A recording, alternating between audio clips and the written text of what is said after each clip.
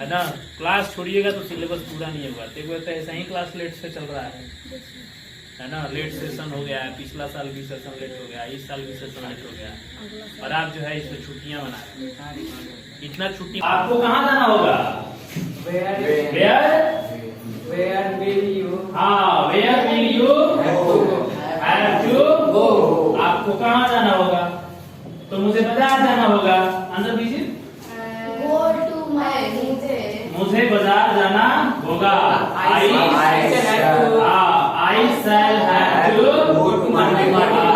shall have to go to market। मुझे बाजार जाना होगा, है ना। तो R equivalent is equal to R1 plus R2 के बराबर होता है।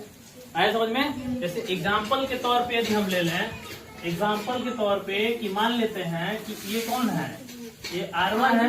R1 बराबर मान लेते हैं 3 ओम है, और एक और है ये सीरीज में है ना, R2 हो गया। R2 बराबर मान लेते हैं 4 ओम है ना। तो R इक्विवेलेंट कितना होगा? तो R1 प्लस R2 के बराबर होगा, यानी 3 अब प्लस 4 जोड़ देंगे तो कितने के बराबर हो जाएगा? 7 ओम के बराबर। है समझ में? चलिए देखिए हो गया। हाँ समझो हम लोग क्या पढ़ रहे हैं, सुनिए ध्यान से। अब इलेक्ट्रॉन और जी क्या कर रहे हैं? बांट रहे हैं कक्षकों में। तो मैंने आपको एग्जांपल लिया सोडियम। सोडियम का इलेक्ट्रॉन संख्या कितना होता है? 11। इलेक्ट्रॉन की संख्या 11, परमाणु संख्या कितना होता है? 11। अब कहने का मतलब ये है कि 11 इलेक्ट्रॉन है ना, तो सब जो है इलेक्ट्रॉन एक ही कक्षा में नहीं घूमते हैं। इसके लिए निल्स बोर ने एक थ्योरी दिया कि प्रत्येक कक्षा में इलेक्ट्रॉनों की संख्या इस फार्मूला के आधार पर बांटी जाएगी। उस फार्मूला का नाम क्या है? 2n²। n बताएंगे क्या है? कक्षकों की संख्या। n क्या है? कक्षकों की संख्या। कक्षकों की संख्या n बराबर 1 2 होता है ना, इसे है। तो बताइए n बराबर 1 के लिए कौन कक्षक आएगा? K कक्षक। कौन कक्षक? K कक्षक में इलेक्ट्रॉनों की संख्या। इलेक्ट्रॉनों की संख्या देखिए ध्यान से, n बराबर 1 है ना, तो फार्मूला के अनुसार रख दीजिएगा तो इसमें कोई इलेक्ट्रॉन आएगा। उसी तरह से इसमें रख दीजिए। यदि इसके अंदर रखिएगा तो ये कितना होगा? 8 गो। इसके अंदर रखिएगा तो ये कितना होगा? 3 आएगा ना। 8 ये कितना होगा? 3 आएगा ना। 3 3 9, 9 दूना 18। इसके बाद 4 रखिएगा ना तो आ गया 32। देखिए ध्यान से, यहाँ से कॉन्सेप्ट है कि के कक्षक में अधिकतम कितने इलेक्ट्रॉन रह सकते हैं। अधिकतम इलेक्ट्रॉनों की संख्या है 2 से ज्यादा इलेक्ट्रॉन नहीं रख सकते। इसमें क्या है? 8 से ज्यादा नहीं रख सकते। इसमें 18 से ज्यादा नहीं रख सकते हैं। यदि 18 से कम भी होगा तो नहीं रखेंगे। या तो 8 ही रहेगा, नहीं तो 18 रहेगा। तू अपने फरियाली जाके, है ना, या तो 8 ही रहेगा नहीं तो 18 रहेगा। 18 से कम आ गया तो 8 रहेगा, बाकी आगे वाले में चले जाएंगे। मोड को कर देते हैं।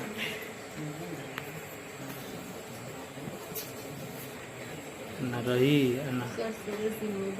ना फ्लाइट मोड हो जा।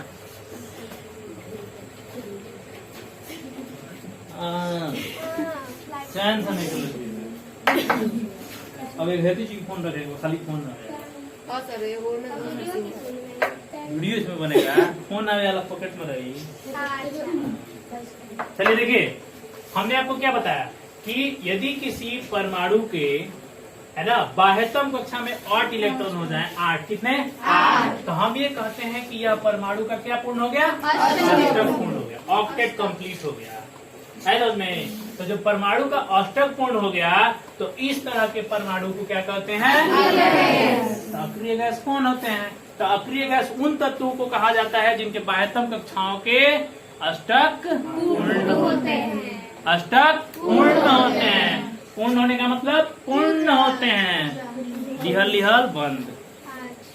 अष्टक पूर्ण होने का मतलब दिहल लिहल बंद है, समझ में? अब हम भरपूर बनी, हमारा न चाहिए नाम के ऊपर। इसको कहते हैं अक्रिय गैस, इसीलिए इसको अक्रिय गैस भी कहा जाता है ना। ये क्या करते हैं? ये अभिक्रिया में पार्टिसिपेट नहीं करते हैं, किसी दोस्ती नहीं करते हैं, ये अक्रिय हो जाते हैं क्योंकि इनका क्या पूर्ण हो जाता है?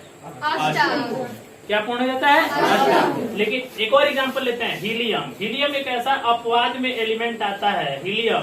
हीलियम बोले तो He बोले तो जेड बोले तो 2, E बोले तो 2, P बोले तो 2, K बोले तो 2। आएगा क्या? नहीं ना। और K में अधिकतम कितने इलेक्ट्रॉन रह सकते हैं? 2। तो इसको कहते हैं इसका ड्यूप्लेट कंप्लीट हो गया, है ना, है ना। यानी 2 इसको चाहिए, इसको 2 क्या हो गया? मिल गया। इसलिए इसका ये भी ना किसी से शेयर करेगा और न किसी से लेगा। तो इसको भी कहते हैं, यह भी क्या है? यह वह अक्रिय गैस है जिसके बाह्यतम कक्षा में 2 इलेक्ट्रॉन रहते हैं। है समझ में? यह वह अक्रिय गैस है जिनके बाह्यतम कक्षा में 8 इलेक्ट्रॉन रहते हैं। इनका स्तर कंप्लीट हो गया, इसका ड्यूप्लेट कंप्लीट हो गया। है समझ में? तो ड्यूप्लेट कंप्लीट हो गया, तब भी ये क्या कहलाएगा? अक्रिय गैस। क्यों? क्योंकि K कक्षा में 2 इलेक्ट्रॉन से ज्यादा नहीं रहते हैं, इसलिए स्तर कंप्लीट। है समझ में? और इन सब में क्या होता है, बाकी में या तो 8 रखो, L सेल में यदि 8 कितना रहना चाहिए? 8 ना, तो 8 रहना चाहिए कम से कम। अच्छा है, अगले सेल में 18 और लास्ट सेल में हमेशा 8 ही इलेक्ट्रॉन होना चाहिए, तब जाके अक्रिय गैस बनेगा। 8 से ज्यादा इलेक्ट्रॉन नहीं रहता है लास्ट सेल में, कभी भी 8 से ज्यादा इलेक्ट्रॉन नहीं रहता है। इसके पहले इलेक्ट्रॉन बढ़ सकता है, लेकिन लास्ट सेल में हमेशा 8 से ज्यादा इलेक्ट्रॉन नहीं रह सकता है। देखो 1 रह सकता है, 2 रह सकता है, 3 रह सकता है, 4 रह सकता है, 5 रह सकता है, 6 रह सकता है, 7 8 रह सकता है लास्ट सेल में। इससे ज्यादा इलेक्ट्रॉन नहीं रहेगा। है समझ में? जैसे कि अब देखिए सोडियम चचा को, ये चचा खैला है ना। तो सोडियम चचा को जरा देखो, ई कहते हैं कि जेड हमारे पास कितना है? 11। अब ई कितना होगा? 11। पी कितना होगा? 11। सारा 11 9 तक कैसे बने हो? है समझ में? तो अब जरा देखिए, K cell, L cell, M cell और एन, 2 गो ई, 8 गो ई, 1 गो ई। तू कहाँ आइला? अरे में बकरा नहीं है। है समझ में? सही बताइए। यहाँ बाह्यतम कक्षा क्या बना? बोलो। बाह्यतम कक्ष कितना बना? 1। संयोजी इलेक्ट्रॉन 10।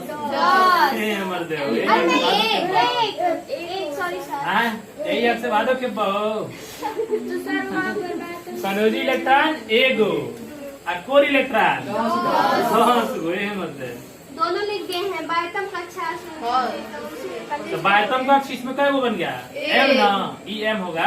संयोजी इलेक्ट्रॉन 1 हुआ, कोर इलेक्ट्रॉन 10।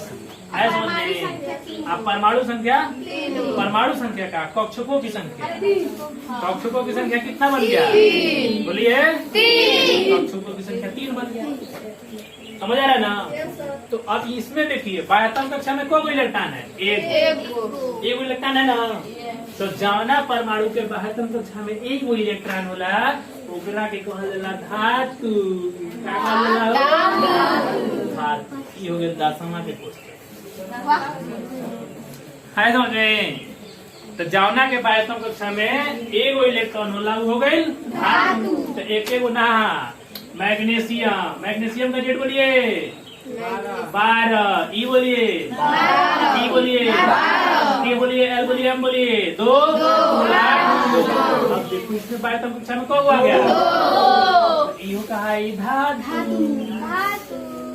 तो जिसके बाह्यतम कक्षा में 1 इलेक्ट्रॉन हो सकते हैं धातु कहलाएगा, जिसके बाह्यतम कक्षा में 2 इलेक्ट्रॉन होंगे वो भी धातु कहलाएगा। और जिकरा बाह्यतम कक्षा में 3 जना होइलो वो का हुई धातु। एल्युमिनियम बोले तो, जेड बोले तो 13, ई बोले तो 13, पी बोले तो 13। है समझ में? तो के एल एम बांट दीजिए जल्दी से। 2 8 तो बाह्यतम कक्षा में कौन हो? तो वो क्या कहा? धातु। 8 बोलना चाहिए क्या? क्या कितने तक का होगा बता रहे ना, अभी तो कंसेप्ट आ रहा है। तो देखो यदि 1 इलेक्ट्रॉन बाह्यतम कक्षा में आ गया तभी धातु है, 2 आ गया तब भी धातु है, और 3 आ गया तब भी धातु है। तो याद रखो धातु किसे कहते हैं? वैसे तत्व जिनके बाह्यतम कक्षा में, वैसे परमाणु जिनके बाह्यतम कक्षा में इलेक्ट्रॉनों की संख्या 1 2 3 1 2 3 1 2 3। बाबा के मशीन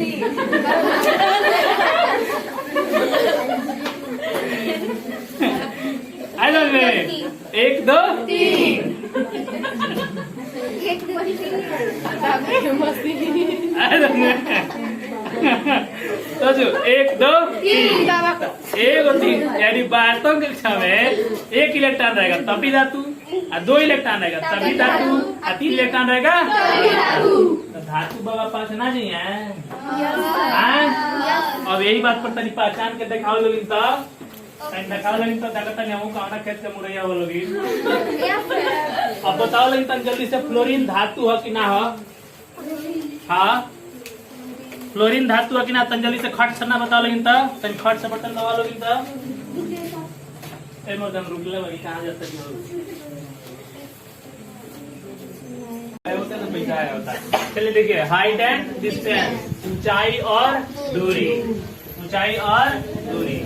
चलिए अब आपसे एक सवाल है, आपको मान लीजिए हम एफिल टावर को बैठा दिए, तो एफिल टावर को बैठा दिए आपको है ना, और वहां से आपको सड़क को देखना है तो नीचे देखिएगा कि एफिल टावर से ऊपर देखिएगा? तो नजरें झुकाइएगा ना। हाँ नजरें झुकाना और नजरें उठाना एक होता है नजरें झुकाना। तो पीछे से ऊपर की ओर देखना, हॉरिजॉन्टल जो एंगल बनेगा उसको उन्नयन कोण कहते हैं। तो यहाँ पर जो आपका थीटा है ना, ये थीटा कौन सा कोण है आपका? उन्नयन कोण यानी angle of elevation. Angle of elevation, elevation का मतलब होता है ऊंचाई के तरफ, है समझ में? एंगल ऑफ एलिवेशन यानी ऊंचाई के तरफ, समझ आया? पहला कंसेप्ट। दूसरा कंसेप्ट इसी का उल्टा, अब आपको बैठा देते हैं एफिल टावर पर है ना, आप उसके बाद से आप जो है यहाँ पर आ गए, कहाँ पर? जमीन पर आप जो है कार को देख रहे हैं है ना, और आपको कहाँ बैठा दिए? यहाँ बैठा दिए। तो जब आप यहाँ बैठेंगे ना तो आपका हॉरिजॉन्टल कहाँ बनेगा? यहाँ बनेगा ना, और यहाँ बनेगा ना। जब यहाँ बैठिएगा तो आपका हॉरिजॉन्टल यहाँ बनेगा, और जब यहाँ बनेगा तो आप जो है आप यदि कार को देख रहे हैं है ना, तो कार को जब देखिएगा यहाँ से इस एंगल से, तब आपका एंगल इस हॉरिजॉन्टल के साथ बनेगा। इसीलिए इसका मान लीजिए θ1 है और ये क्या है? θ2। तो θ1 हो गया और θ2 हो गया, ठीक है? तो θ1 और θ2, तो θ2 आपका जो बनेगा देखिए हॉरिजॉन्टल अब आपका क्या बन रहा है? ऊपर आया। आप नजरें अब झुका रहे हैं है ना, तो नजरें झुका रहे हैं तो हॉरिजॉन्टल ऐसे ना होना चाहिए। तो एंगल आपका मेजरमेंट कैसे होगा? ऐसे पैरेलल से नीचे की तरफ। तो θ2 जो आपका बन गया वो बन गया angle of depression, angle of depression. Depression मतलब है ना अवनमन कोण, कौन कोण? अवनमन कोण, ऐसा अवनमन कोण, उन्नयन कोण और